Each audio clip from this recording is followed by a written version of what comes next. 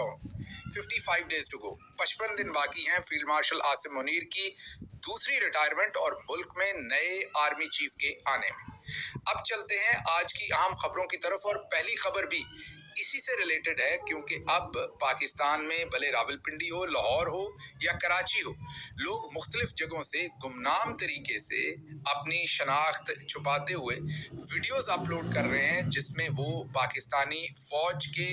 Air force के और navy के जो अफसरान हैं उनका जो हल्फ है, जब वो कमीशन लेते हैं, जो उस वक्त उनसे हल्फ लिया जाता है पासिंग आउट परेड के वक्त, जब उनको जाहिर है उनके रैंक्स दिए जाते हैं, उस वक्त उनका जो हल्फ है उसको अब दीवारों पर चिस्पा किया जा रहा है, आवेजा किया जा रहा है, ताकि पूरी कौम को पता चले कि हमारे जो अफसरान हैं आर्म्ड फोर्सेस के, उनका हल्फ है क्या। ये जो वीडियोस आ रही हैं जगह जगह से, इन पर जो हल्फ तहरीर है वो आपके सामने इंग्लिश में भी लोग लगा रहे हैं, उर्दू में भी लगा रहे हैं। मैं समझ के लिए उर्दू में पढ़ देता हूँ कि ये हल्फ है क्या। जब हमारे आर्म्ड फोर्सेस के, भले वो हमारी मिलिट्री के, जो हमारी आर्मी है उसके अफसरान कमीशन ले रहे हों, या एयरफोर्स के हों या नेवी के हों, उन सबको यही हल्फ उठाना पड़ता है। हमारे फील्ड मार्शल आसिम मुनीर साहब ने भी यही हल्फ उठाया, उससे पहले अयूब खान साहब ने भी यही हल्फ उठाया,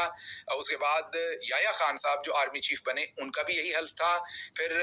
जनरल ज़ियाउल हक जो आर्मी चीफ बने उनका भी यही हल्फ था, परवेज़ मुशर्रफ साहब जब आर्मी चीफ बने उनका भी यही हल्फ था, और जनरल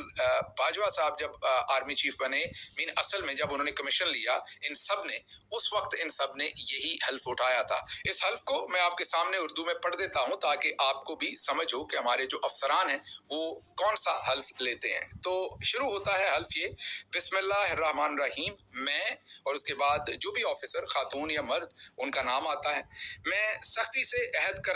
करती हूँ कि मैं पाकिस्तान से वफादारी और ईमान रखूंगी और इस आइन का पास करूंगा जो अवाम की मर्जी की तर्जुमानी करता है,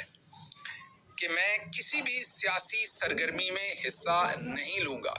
या नहीं लूंगी, और मैं ईमानदारी और खलूस नीयत से कानून के तहत पाकिस्तान की खिदमत करूंगा। चाहे वो, अब ये हल्फ जो है वो चाहे पाकिस्तान मिलिट्री का ऑफिसर हो,